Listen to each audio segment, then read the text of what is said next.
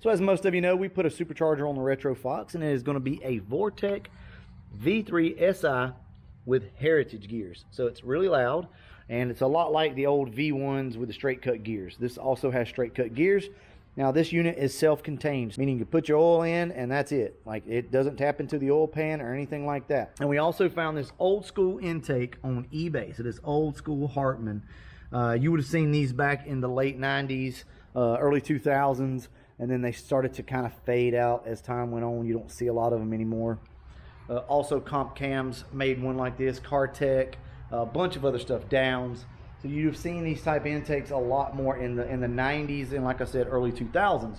But I've always wanted one of them. I never had one back in the day, so I found this thing on eBay and I picked it up for 130 something bucks. So let's go ahead and talk about that first. So what are my thoughts on this Hartman intake? You guys may run across the old Comp Cams or something like that, aka bread box. They're all designed pretty much the same, and if you do run across it, maybe I can help you guys out on this and give you a little bit of insight, because these intakes are known for taking away low end power, low end torque, right? You're going to lose a little bit of low end torque with one of these intakes. Now this particular design actually bolts up to your stock lower manifold. Now one of the things that everybody does is they take their stock manifold and they get it ported, polished, and then add this intake, and this thing's flowed pretty damn good at this point. Like, you can pick up some serious horsepower. Maybe not to the level of some of these new intakes out there, but if you're into the nostalgic kind of thing, this is a very good option, especially if you're going to port your lower. So Hartman only made an intake that bolts to your stock lower. Hartman, as far as I know, never made a GT40 style, so this is the only kind of setup you're going to get. Now if you find yourself a Comp Cams intake, they also made those where they would bolt to a GT40 lower. As you can see, we have one over here. Courtesy of my boy Mike Strominski, he hooked me up with this. So we have a beautiful lower stock GT40 style intake. So if we did ever find ourselves a Comp Cam upper that'll fit this, we can bolt it right on. So what are my thoughts on this? Is it as bad as everybody said with it losing low end torque and power? To be completely honest with you, I've not really noticed it, but that's probably due to the fact that we did the supercharger at the same time. Now that's a very common combination, is that box intake with a supercharger. It's pretty much why they were made. They were made for boost. Now you may look at this and think, well, that's old plastic intake. Is that going to take boost? Hell yeah, it's going to take boost, and it takes boost excellent. Right now we're at 11 PSI, and this thing has not given us any issues. And this was probably made in 1993, guys. So it was preserved, you know, really well, obviously. This thing doesn't show any signs of any degradation or anything like that. As you can see, it is top notch. I mean, this thing is in perfect condition, but no issues there. Now, at some point, you may run into an issue with too much boost. I'm not sure, guys. All I can tell you is that 11 pounds, this thing is been perfect. I'm not feeling any low end loss at all. So for me, you know, if you were NA, I would not run one of these intakes. Well, I say that if you really like the old school stuff and you want to run one of these intakes, then the best thing to do is make sure you've got a lot of gear in your car, at least a 373, probably something like that, and you should be able to get away with it. But I'm loving this intake, and if you guys run across one, I absolutely recommend it. Now, these things were good for, I want to say, about maybe 25 horsepower, something like that, 30 horsepower. It just moves your power band around, if you will.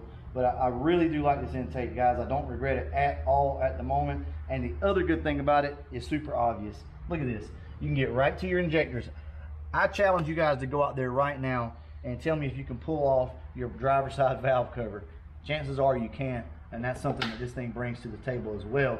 Now, the only downside to it is if you do have to pull the intake off, the upper intake off, you literally have to pull this thing apart and just to be able to get down to the bottom bolts. So it's kind of a little tricky, meaning the throttle body has to come off as well. So that's kind of a downside, but if you're just underneath here needing to do some stuff, it's actually pretty easy. All right, so let's get to the supercharger here. Like I told you guys, this is a Vortec V3 Heritage Edition SI supercharger. All right, what are my thoughts on this thing? Well, guys, horsepower wise, this thing has really surprised me. Let me get down here so you guys can see this. So this is an 8-rib setup, as you can see. I highly recommend the 8-rib because you don't get the belt slip and things like that. And I'm telling you, the way that a supercharger brings in the power All right, think of it this way, and we're going to do a side-by-side comparison coming up soon.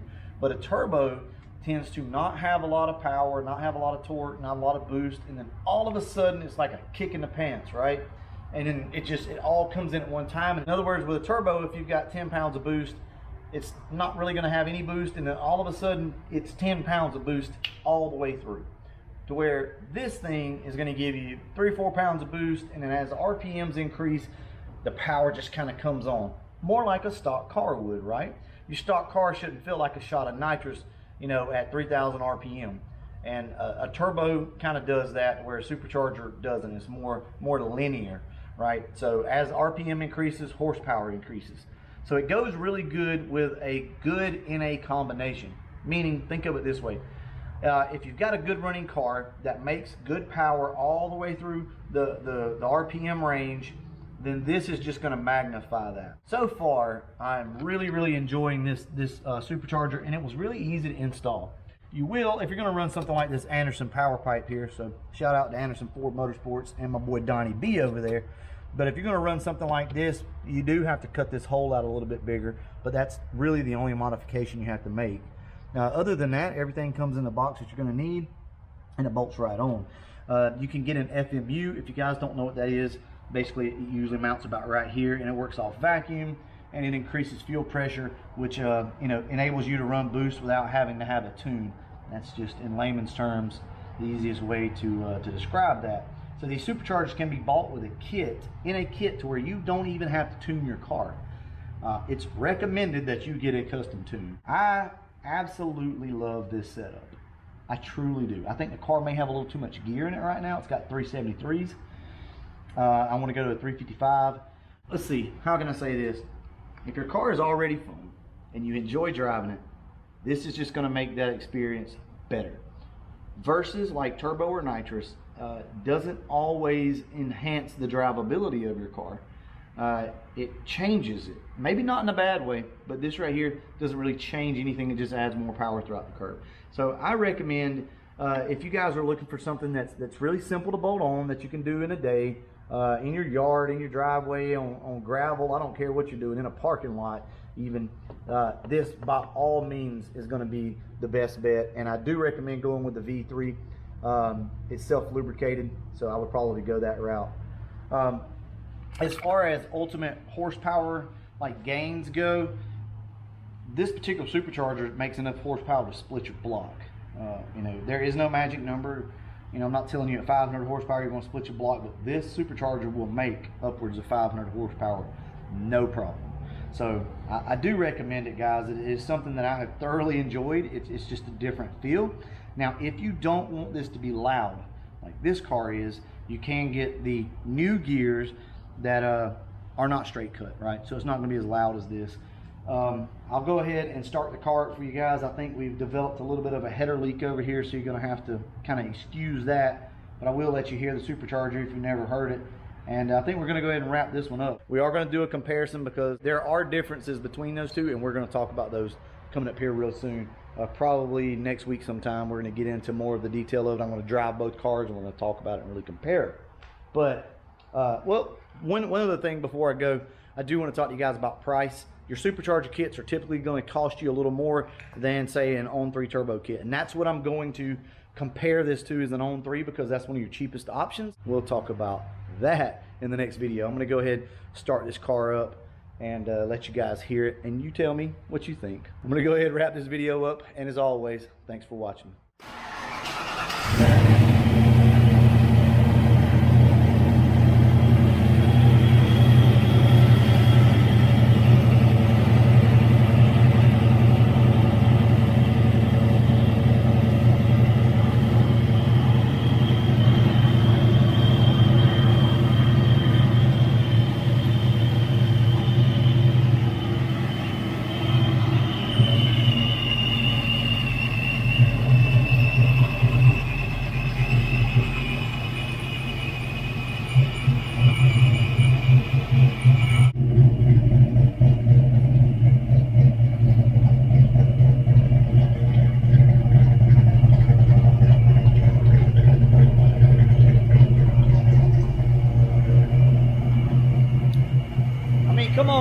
gotta love that sound. And if you don't like that sound, they make one that's not that loud. So with that being said, I love the supercharger. Definitely a good option for you guys. I'm gonna go ahead and wrap this video up. And as always, thanks for watching.